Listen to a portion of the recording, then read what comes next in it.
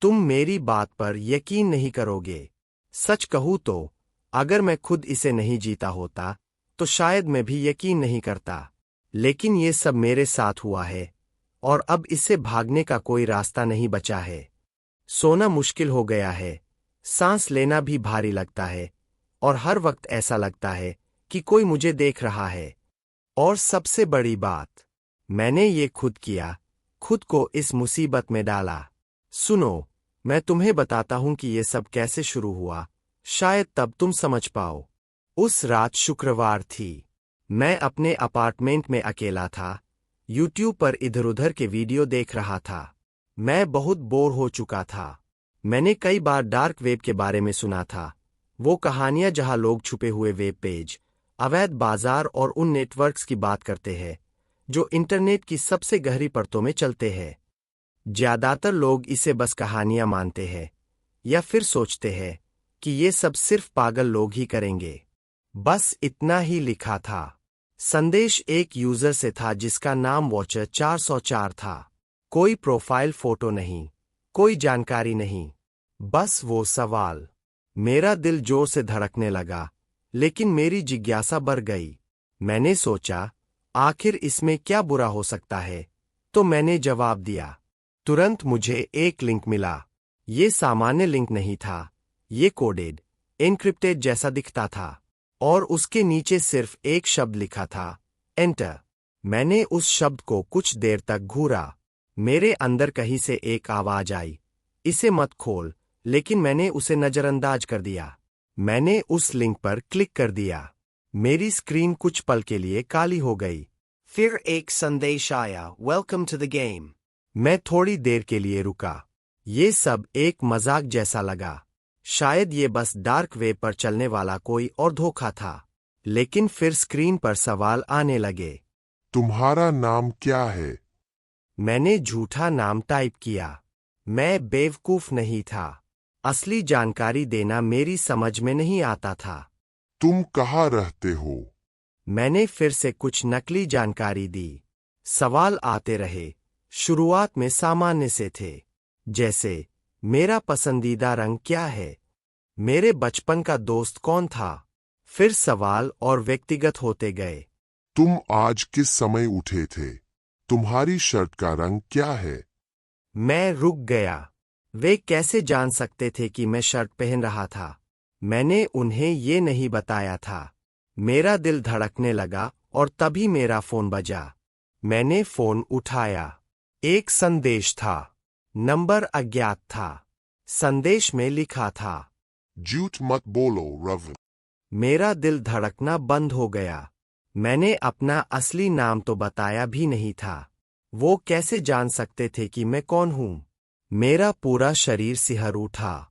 मैंने तुरंत अपना ब्राउज़र बंद करने की कोशिश की, लेकिन स्क्रीन वहीं अटकी रही। बस वेलकम टू दी गेम बार बार चमक रहा था। अब मैं पूरी तरह से घबरा चुका था। मैंने कंप्यूटर का प्लग खींचा और फोन को बिस्तर पर फेंक दिया। ये सब सिर्फ एक इत्तेफाक है। मैंने खुद को समझाने की कोशिश की। ये बस किसी का मजाक था, मुझे डराने के लिए। लेकिन असली डर तब शुरू हुआ। जैब धीरे धीरे बदतर होता गया। उस रात मैं सोने की कोशिश कर रहा था। मेरे अपार्टमेंट में पूरी खामोशी थी, बस फ्रिज की हल्की सी आवाज आ रही थी। मैं अपनी आंखें बंद करके खुद को समझाने की कोशिश कर रहा था कि ये सब मेरे दिमाग की ही उपज है। और तभी मैंने सुना एक हल्की सी क्लिक। ये मेरी फ्रंट डोर से आई थी। मैं बिस्तर में सीधा बैठ गया, हर नस तन गई थी। मैं अकेला रहता था। मेरे घर की चाबी किसी के पास नहीं थी। मैंने धीरे धीरे फोन उठाया, लेकिन जैसे ही मैंने उसे अनलॉक किया, एक और संदेश आया। हम तुम्हें देख सकते हैं। मेरा खून जम गया। मैंने बिस्तर से छलांग लगाई और दरवाजे की ओर दौड़ा। दरवाजा पूरी तरह से बंद था, ताले सुरक्षित थे। लेकिन इस सब का कोई मतलब नहीं था। मुझे महसूस हो रहा था कि कुछ यहाँ था, कुछ ऐसा जिसे मैं देख नहीं सकता था, लेकिन महसूस कर सकता था। मेरा फोन फिर से बजा। एक वीडियो कॉल थी। नंबर छिपा हुआ था। मेरे शरीर में जैसे जान ही नहीं बची थी, लेकिन किसी तरह मैंने कॉल रिसीव की। जो मैंने स्क्रीन पर देखा, उसने मेरे अंदर की सारी हिम्मत को खत्म कर दिया। वो मैं था। मेरी ही लाइव वीडियो थी, मेरे ही अपार्टमेंट में, वहीं जहां मैं खड़ा था। ये कोई रिकॉर्डिंग नहीं थी, ये अभी हो रहा था। मैं खुद को देख रहा था, ठीक उसी पल जैसा मैं वहां खड़ा था। फोन मेरे हाथ से छूट गया। मेरा दिल जोर से धड़क रहा था। वो कैसे मुझे देख सकते थे?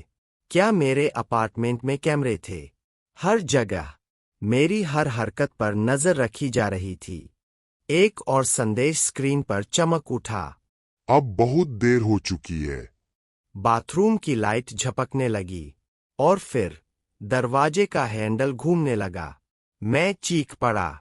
मुझे ज्यादा कुछ याद नहीं है। जब मेरी आंखें खुलीं, सूरज की रोशनी बाथरूम के खिड़की से अंदर आ रही थी। दरवाजा अब भी बंद था। अपार्टमेंट एक बार फिर शांत हो गया था, लेकिन मुझे कोई राहत महसूस नहीं हो रही थी। मैं अब भी डरा हुआ था, और सच कहूं तो मैं आज भी डर में जी रहा हूं। मैंने तब से फिर कभी डार्क वेब पर कदम नहीं रखा। मैंने अपना कंप्यूटर बदल लिया, फोन बदल लिया, यहां तक कि अपने इंटरनेट सेटअप को भी पूरी तरह से बदल दिया। लेकिन इससे कोई फर्क नहीं पड़ा। वो अब भी मुझे ढूंढ लेते हैं। वो अब भी मुझे संदेश भेजते हैं। कभी कभी वो बस एक बज होता है, या फिर एक नाम रहित कॉल। लेकिन अब जवाब नहीं देता। मैं नहीं कर सकता। और सबसे डरावनी बात यह है कि मुझे अब भी लगता है कि वो मेरे पीछे है, मेरी हर हरकत पर नजर रखते हुए, मेरी हर डर को बढ़ाते हुए। मुझे नहीं पता कि ये कब खत्म होगा, या क्या कभी होगा भी। तो अगर तुम भी डार्क वेब के बारे में सोच रहे हो, तो मत जाओ। वही गलती मत करो जो मैंने की थी, क्योंकि ये सिर्फ कहानियां नहीं है, ये सच है। और एक बार तुम अंदर आ गए, तो तुम्हें कभी बाहर निकलने का मौका नहीं मिलेगा।